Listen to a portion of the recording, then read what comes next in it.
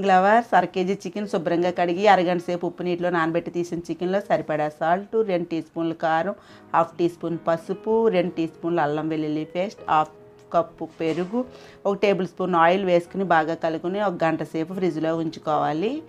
Stove వెలిగించి pan పెట్టుకుని దీని మసాలా కోసం 2 టీ స్పూన్లు ధనియాలు, 1 టీ స్పూన్ జీలకర్ర, 2 యాలకులు, దాచిన చెక్క, 4 లవంగాలు, స్టార్ ఫ్లవర్ 1/2 టీ స్పూన్ మిరియాలు, జీడిపప్పులు, ఎండు కొబ్బరి, ఎండుమిర్చి 2 గసగసాలు లైట్గా ఫ్రై అయ్యాక మెత్తగా పొడి చేసుకోవాలి. 4 టేబుల్ స్పూన్లు ఆయిల్ వేసుకుని సాజీరా వేసుకుని చిన్నగా కట్ చేసిన ఉల్లిపాయ ముక్కలు వేసుకుని బాగా వేగాక మ్యారినేట్ చేసిన చికెన్ ఇందులో వేసుకుని 5 నిమిషాలు బాగా మగ్గనివ్వాలి. మూత పెట్టుకుని తరువాత మూత తీసి 2 పచ్చిమిర్చి, కరివేపాకు వేసి బాగా కలుపుకుని మెత్తగా పొడి చేసిన మసాలా పౌడర్ వేసి ఒక 8 నిమిషాలు ఫ్రై అయ్యే వరకు కలుపుతూ ఉండాలి. ఇందులోకి కస్తూరి మేథి వేసుకుని కొత్తిమీర వేసుకుంటే సర్వింగ్ ప్లేట్లో తీసుకుని చికెన్ ఫ్రై రెడీ.